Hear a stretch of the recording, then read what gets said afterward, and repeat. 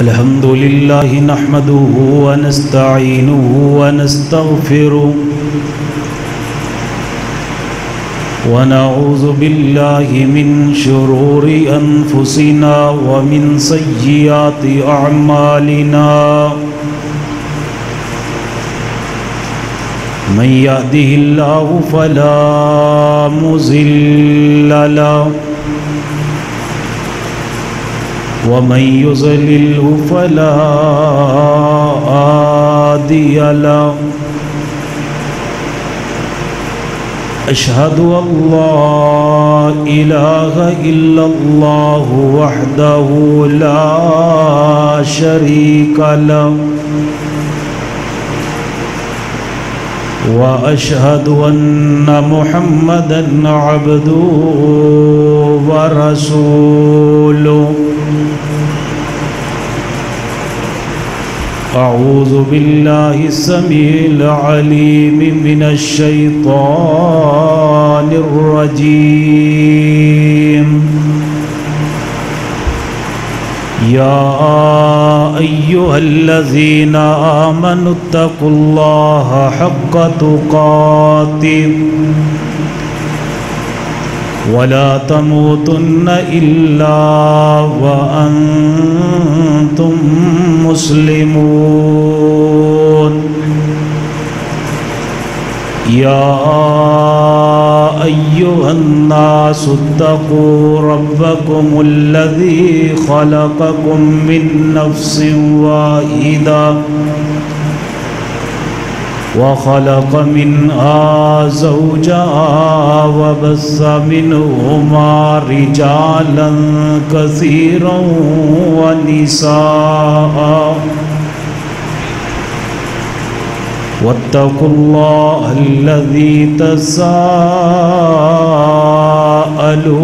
به والأرحام إن الله كان عليكم رقيبا يا أيها الذين آمنوا اتقوا الله وقولوا قولا سديدا يصلح لكم أعمالكم ويغفر لكم ذنوبكم ومن يطع الله ورسوله فقد فاز فوزا عظيما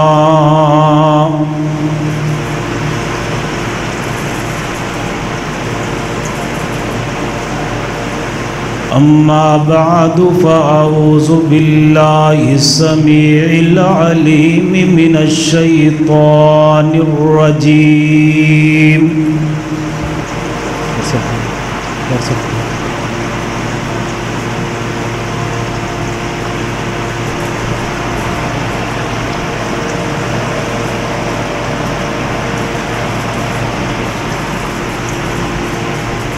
بسم الله الرحمن الرحيم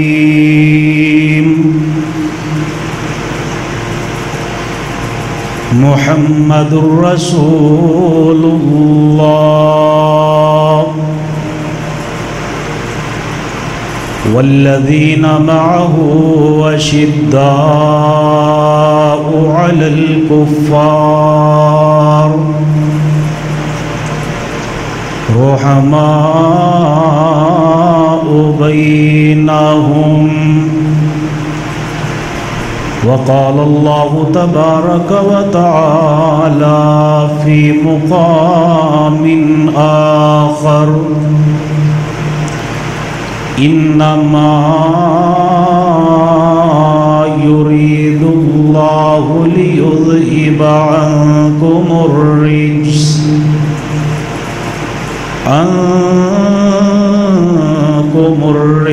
أهل البيت وَيُطَهِّرَكُمْ تَطْهِيرًا۔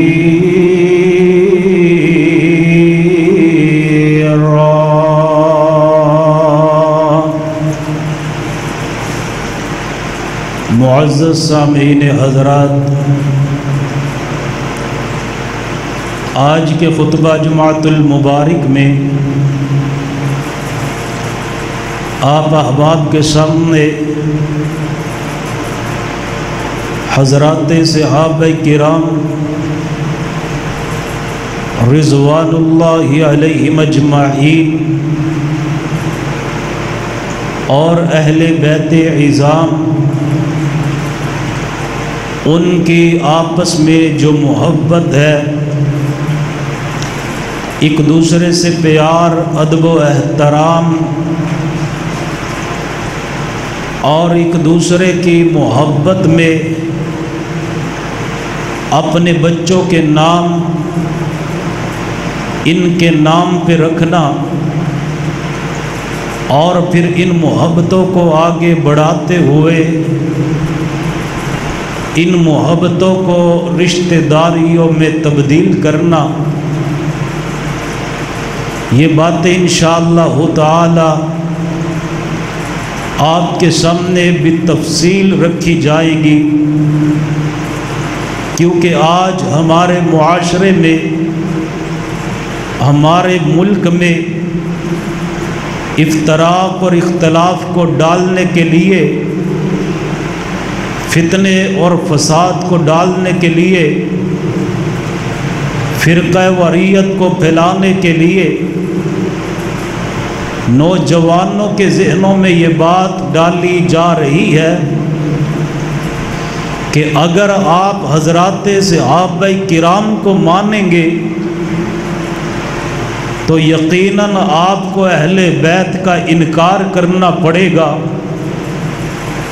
اور اگر آپ اہل بیت عظام کو مانیں گے تو آپ کا حضرات صحابہ کرام سے تعلق ٹوٹ جائے گا، یعنی کہ یہ دو محبتیں اکٹھی آپس میں برقرار نہیں رہ سکتی۔ حالانکہ اہل السنہ والجماعہ کا یہ عقیدہ ہے، اس وقت تک کوئی بھی بندہ مومن اور مسلمان ہو ہی نہیں سکتا جب تک اصحاب محمد صلی اللہ علیہ وآلہ وسلم اور میرے نبی کے اہل بیت سے سچی محبت کرنے والا نہ بن جائے۔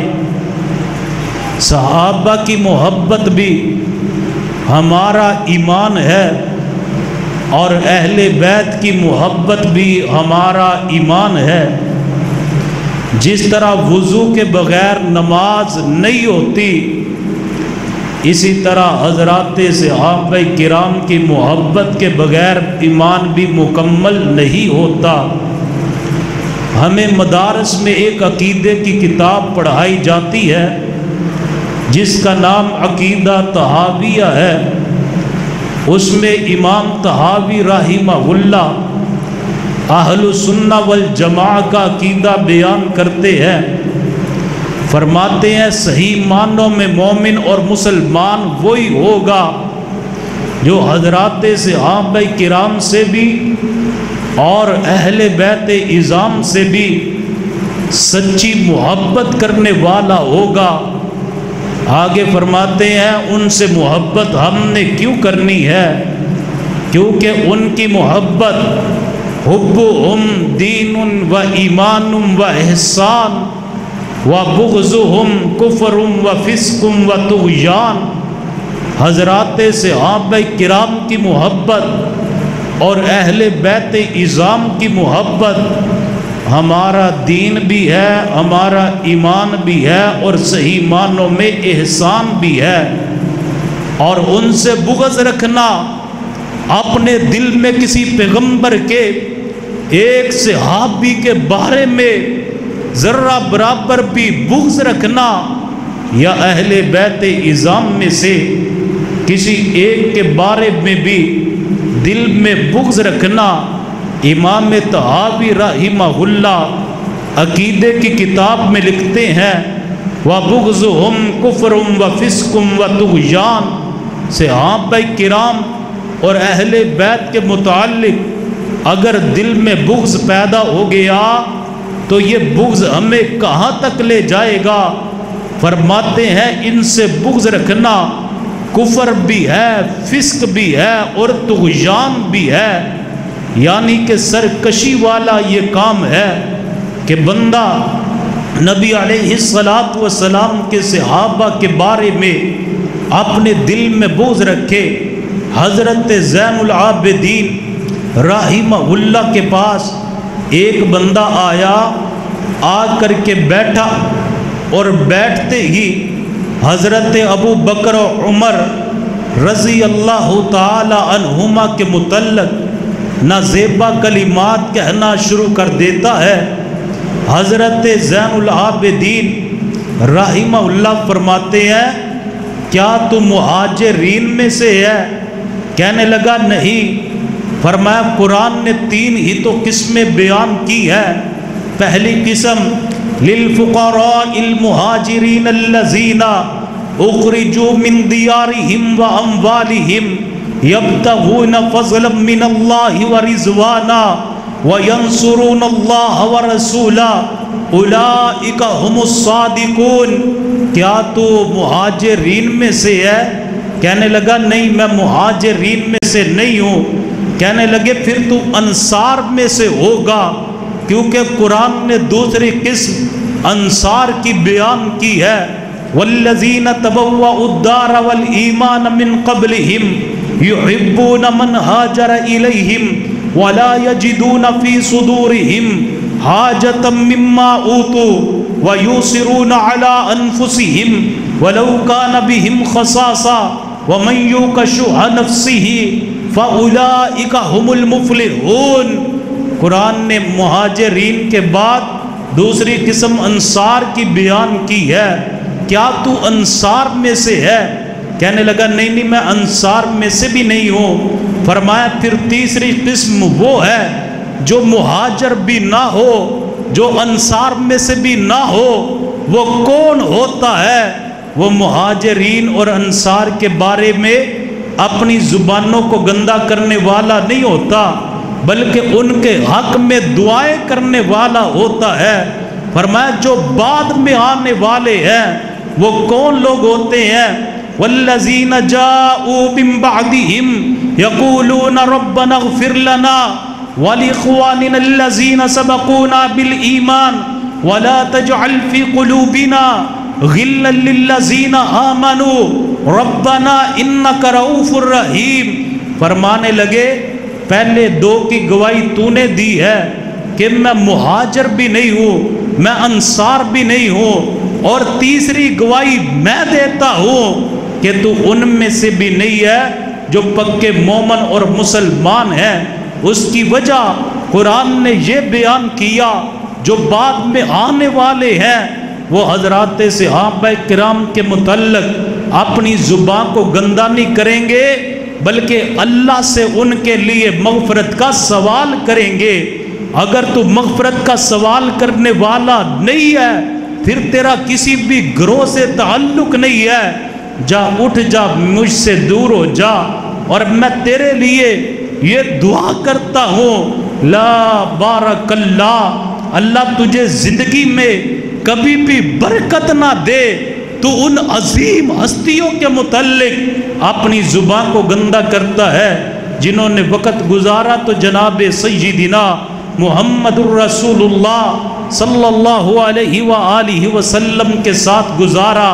حضرات گرامی توجہ کیجئے، آج نوجوان نسل میں یہ بات معروف کی جاتی ہے حضرات صحابہ کرام کی اہل بیت سے نعوذ باللہ دشمنیاں تھی، اور اہل بیت کی نعوذ باللہ صحابہ کرام سے محبت نہیں تھی۔ حضرات صحابہ کرام اہل بیت سے پیار کرنے والے، اور اہل بیت میرے نبی صلی اللہ علیہ وآلہ وسلم کے صحابہ سے پیار کرنے والے۔ آئے محبت کی چند مثالیں آپ کے سامنے عرض کرنا چاہتا ہوں، اور ان باتوں کو اپنے دل و دماغ پہ نوٹ کر کے لے جائے۔ اس کی وجہ آج معاشرے میں کلپس کی صورت میں اور سوشل میڈیا کی صورت میں نوجوانوں کو گمراہ کیا جاتا ہے۔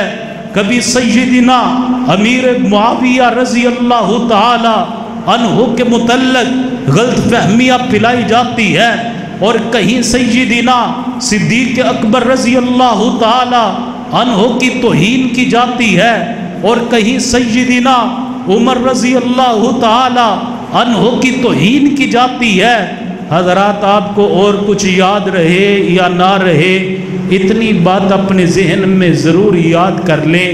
اگر کوئی بندہ حضرت ابو بکر و عمر رضی اللہ تعالی عنہما کے متعلق اپنی زبان کو گندا کرے، ان کی توہین کرے، ان کی گستاخی کرے، یا ان پہ تبرہ کرے، یا ان کو گالیاں نکالے، ان کی توہین اور تنقیص کرے، آپ اسے اتنا جواب دیں، یہ تو وہ دو عظیم ہستیاں ہیں، جہاں پہ یہ لیٹے ہیں وہاں پہ تمہاری گالیاں نہیں پہنچتی۔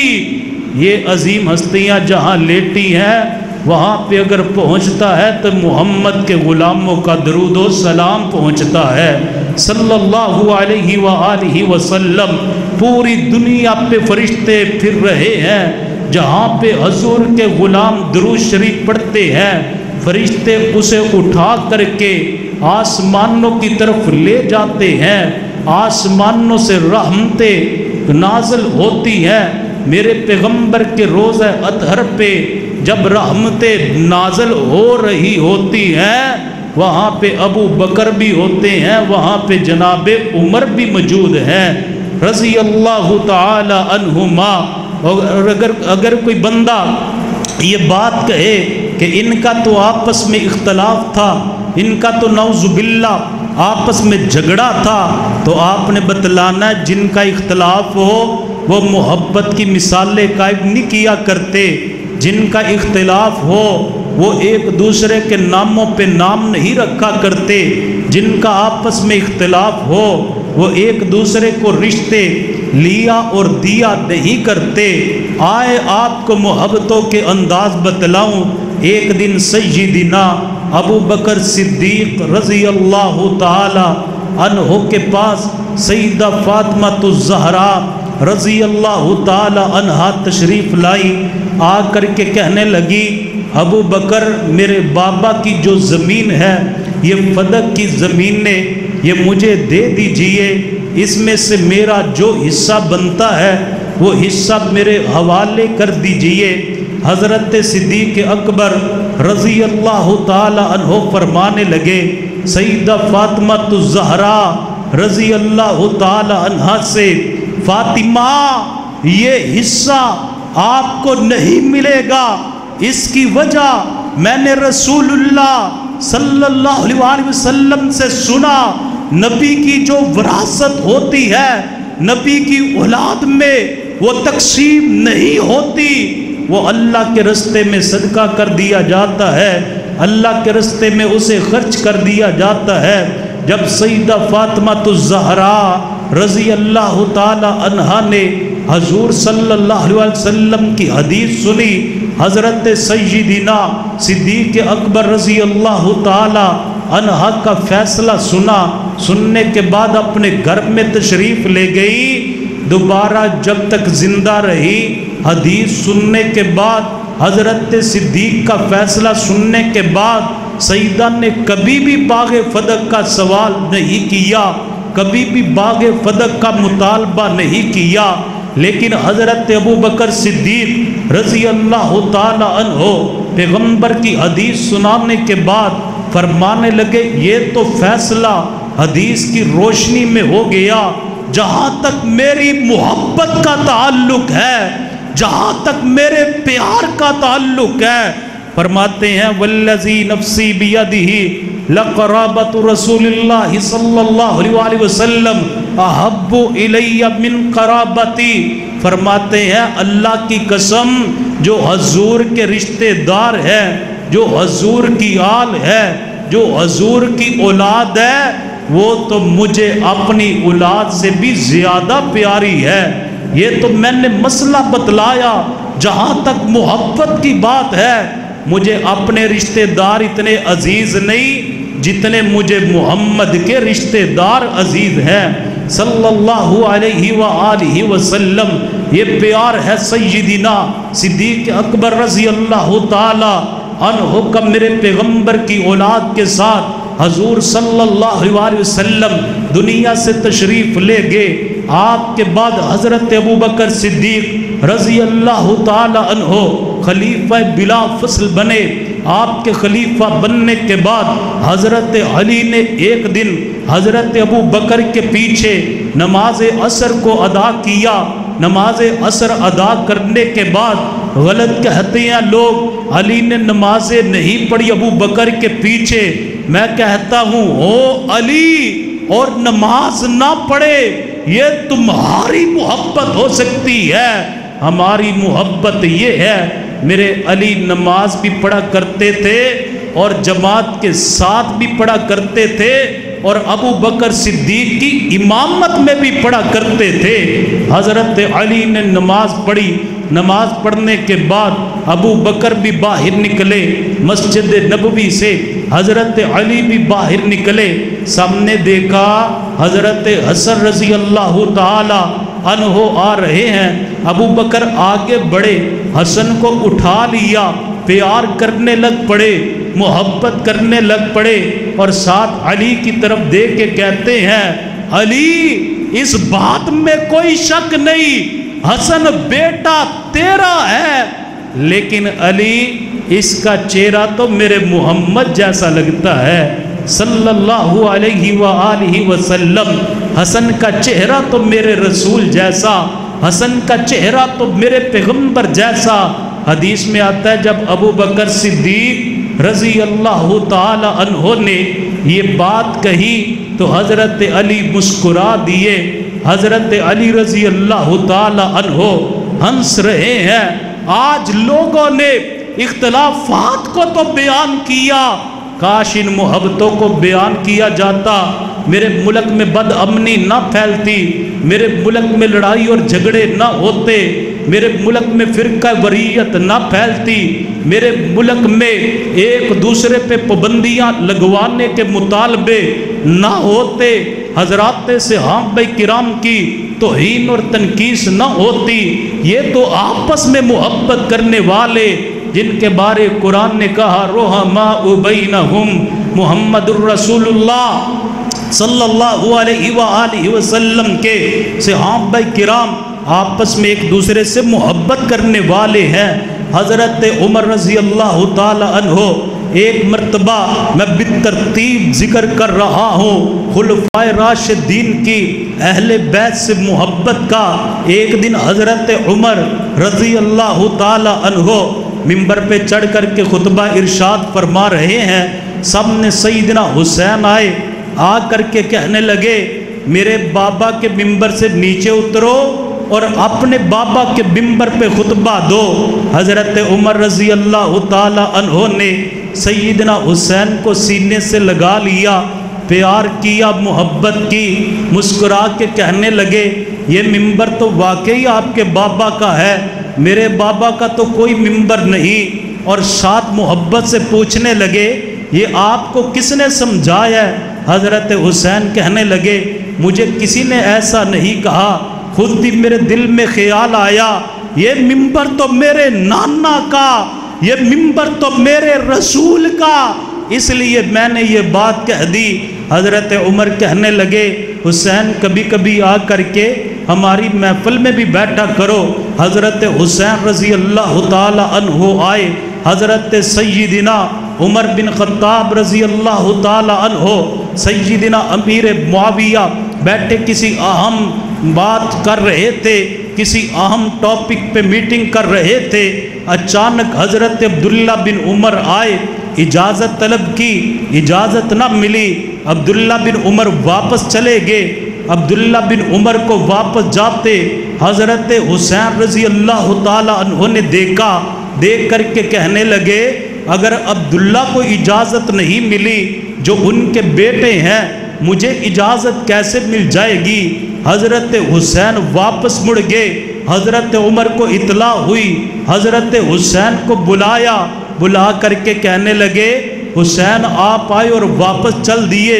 فرمایا آپ میٹنگ میں مصروف تھے، آپ کے بیٹے کو اجازت نہ ملی، میں نے سوچا مجھے اجازت کیسے ملے گی۔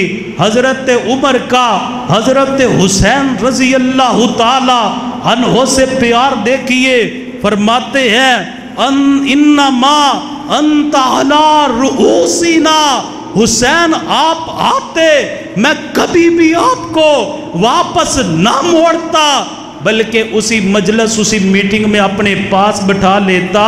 وہ تو میرا بیٹا عبداللہ تھا جسے واپس بھیجا، آپ اپنی شان کو جانے۔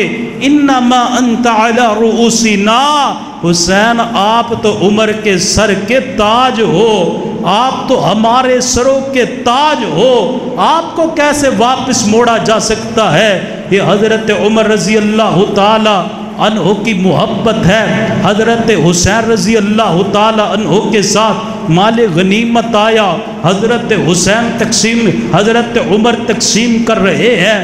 بدر کے جو لڑنے والے مجاہدین تھے سب سے پہلے ان میں تقسیم کرنا شروع کیا۔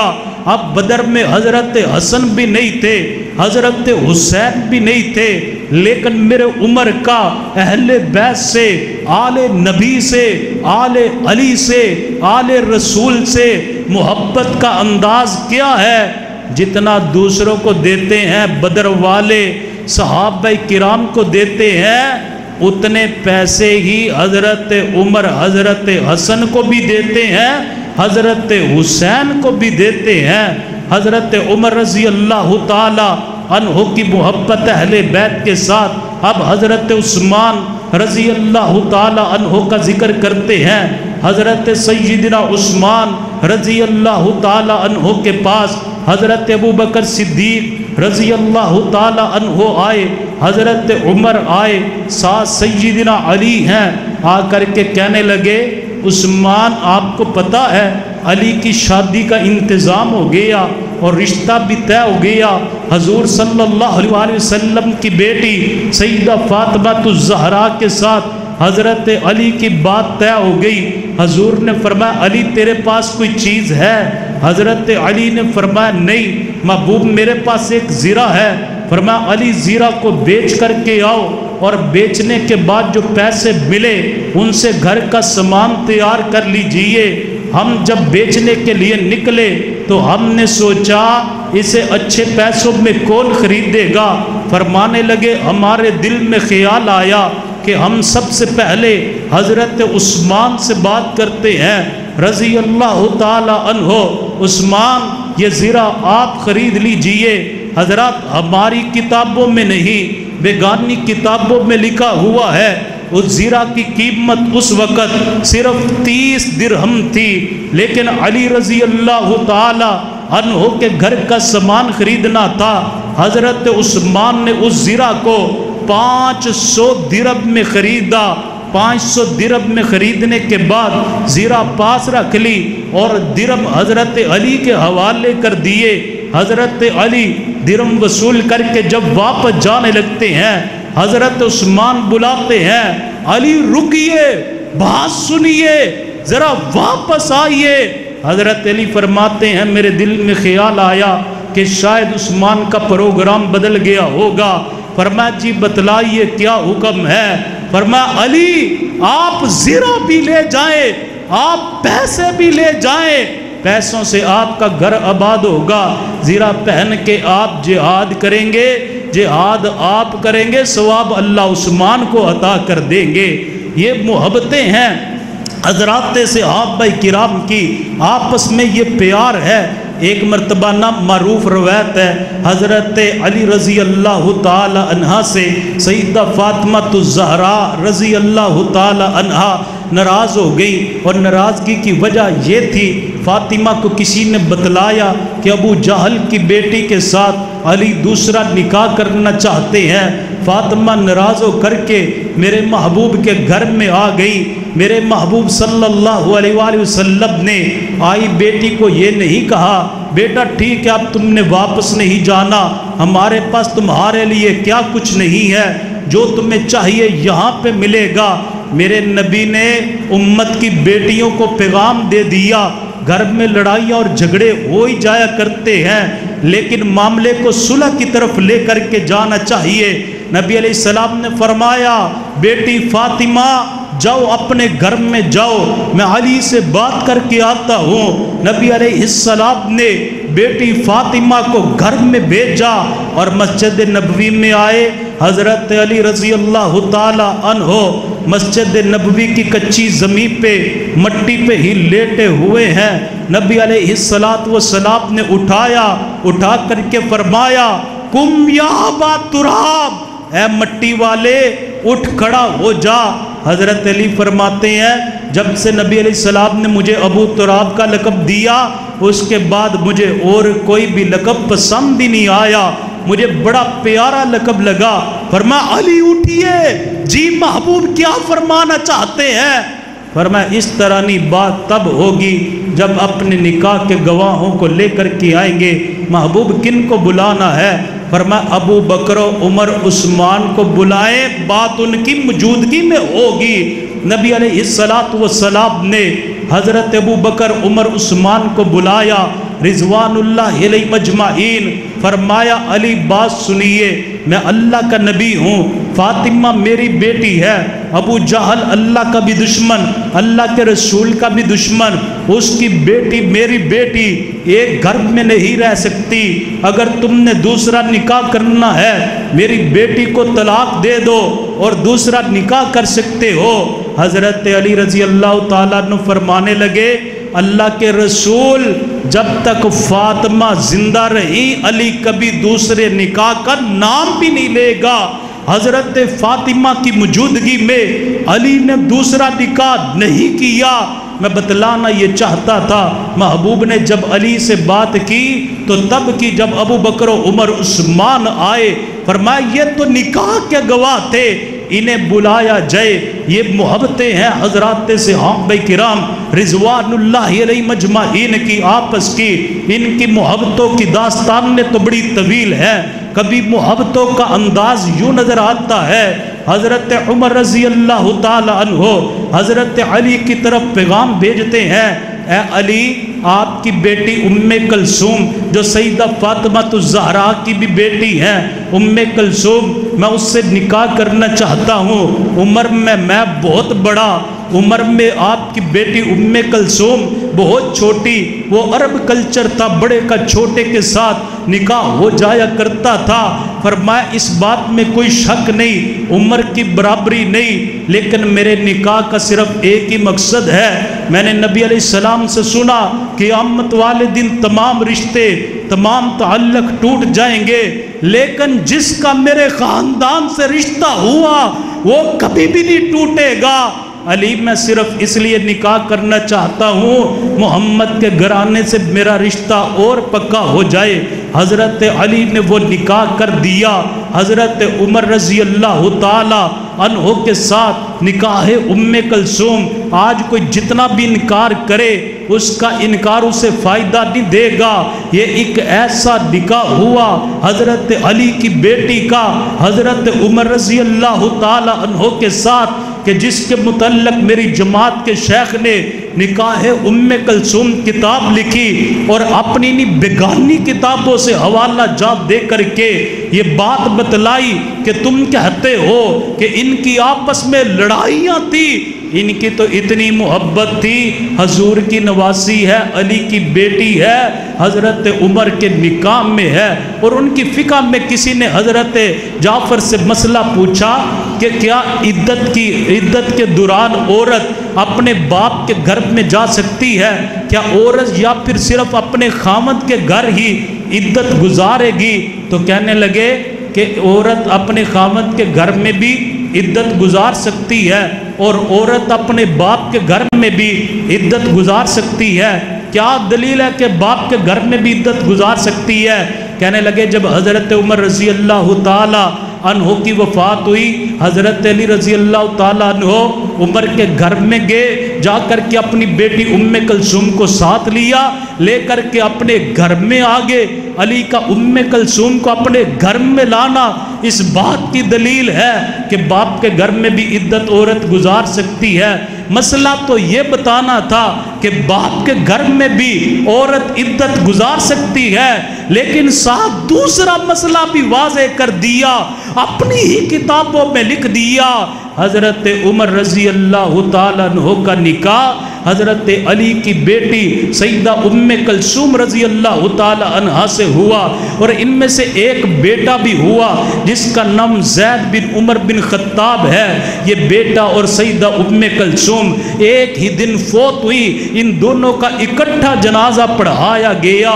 ये रिश्तों का लेना, रिश्तों का देना, ये इस बात की दलील है, ये तो आपस में एक दूसरे से मोहब्बत करने वाले थे। आखिरी बात तवज्जो से सुनिए, हज़रत उमर रज़ी अल्लाह ताला अन्हो के दौर में ईरान फतह हुआ। ईरान का जो बादशाह था इसका नाम यज़दगर्द था, और ये बादशाह की एक बेटी बड़ी ही हुसीना और जमीला थी। ज़ाहिरी बात है, बादशाह की बेटी ये तो शहज़ादी थी। जब ये इसे गिरफ़्तार किया गया, गिरफ्तार करके मदीना में ले करके आए, तो लोग आपस में बातें करने लग पड़े कि ये शहज़ादी है, इसके प्रोटोकॉल का ख्याल रखना चाहिए, इसके इज़्ज़त और एहतराम का ख्याल रखना चाहिए, इसका निकाह किसी बड़े ख़ानदान में होना चाहिए। ये शहज़ादी है, इसका निकाह किसी शहज़ादे के साथ होना चाहिए। और ये जो गिरफ्तार होकर के आने वाली थी, ये अपने बाप के बारे में बातें करने लग पड़ी। कैसा मेरा बाप था, ना मुसलमानों से लड़ता, ना उसकी बेटी गिरफ्तार होती, ना मदीने में आती। ये बातें मेरे उमर को पता चली। हज़रत उमर कहने लगे इस बीबी शहरबानों से, बीबी गम न कर, परेशान ना हो, तेरी इज्जत का, तेरे एहतराम का, तेरे स्टेटस का पूरा ख्याल रखा जाएगा। अगर तू शहजादी है तो तेरा निकाह भी किसी शहजादे के साथ ही किया जाएगा। आपके जहन में भी ये बात आती होगी, वक़्त के खलीफा हज़रत उमर है, उनका बेटा अब्दुल्ला बिन उमर है, शहजादा तो वही हो सकता है। हज़रत उमर से पूछा गया, उमर वो कौन सा शहजादा है जिसके साथ आप शहरबानों का निकाह करेंगे? कहने लगे अगर ये ईरान के बादशाह की बेटी शहजादी है, हमारे मदीने में भी एक शहजादा है जिसे दुनिया हुसैन कहती है, हम इसका निकाह करेंगे तो मोहम्मद के नवासे से करेंगे सल्लल्लाहु अलैहि व आलिहि वसल्लम। हजरात फिर इनका निकाह हुआ। इन्हीं में से जनाब ज़ैनुल आबिदीन रहिमहुल्लाह पैदा हुए, और जितने इमामों का जिक्र किया जाता है वो तमाम के तमाम इमाम भी इसी लड़ी से ही फिर आगे सिलसिला चलता रहा। इनका जनाब हज़रत उमर का हज़रत हुसैन रज़ी अल्लाह ताला अन्हु के लिए रिश्ता पसंद करना, और फिर देखिए किताबों में लिखा है सिर्फ हज़रत उमर ने रिश्ता नहीं किया बल्कि निकाह भी हज़रत उमर ने खुद पढ़ाया। आज हम हज़रत अबू तालब के ईमान की लोग बातें करते हैं, जी वो मोमिन है, हालांकि वो ईमान पे फोत नहीं हुए, लेकिन फिर भी हम मुसलमान उनका अदब करते हैं, उनका एहतराम करते हैं, क्योंकि अबू तालब तो वो हैं जिन्होंने हजूर सल्लल्लाहु अलैहि वसल्लम की परवरिश की। फरमाया भतीजे तू सच्चा, तेरा दीन सच्चा, तेरी शरीयत सच्ची, लेकिन मैं कलमा नहीं पढ़ूंगा, कलमा नहीं पढ़ा दुनिया से चले गए। हम एहतराम इसलिए करते हैं, उन्होंने रसूलुल्लाह का एहतराम किया, उन्होंने रसूलुल्लाह की परवरिश की, लेकिन लोग उनके ईमान की दलील ये देते हैं कि देखे जी हजूर का निकाह सईदा खदीजा के साथ हज़रत अबू तालब ने नहीं पढ़ाया था, जी पढ़ाया था। कहने लगे जी इसलिए वो मुसलमान तो ठहरे ना, मुसलमान तो हो गए, ये उनके ईमान की दलील है।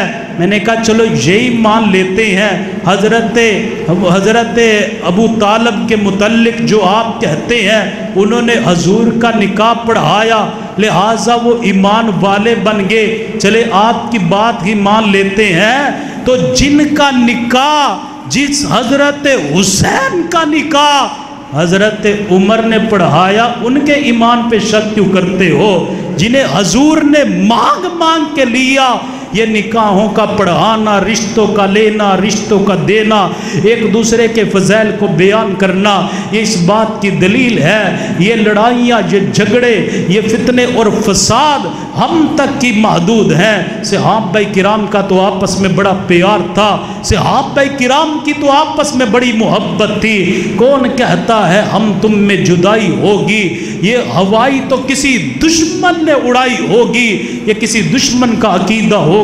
صحابہ اہل بیت سے محبت نہیں کرتے تھے، اہل بیت نعوذ باللہ صحابہ سے محبت نہیں کرتے تھے۔ حضرات صحابہ کرام اہل بیت سے محبت کرنے والے، اہل بیت صحابہ کرام سے محبت کرنے والے۔ آج کے جمعے کا پیغام، کبھی بھی کسی کلپ کو سن کے اس کی تحقیق سے متاثر مت ہونا، کبھی بھی کسی کی تحقیق کو حرف آخر مت سمجھنا۔ جس کی زبان صحابہ کرام کے متعلق درست نہیں، وہ بندے کی ساری تحقیق ہی غلط ہے۔ حضرات صحابہ تو وہ ہے جو اہل بیت سے محبت کرتے تھے، اور اہل بیت وہ ہے جو صحابہ کرام سے محبت کرتے تھے۔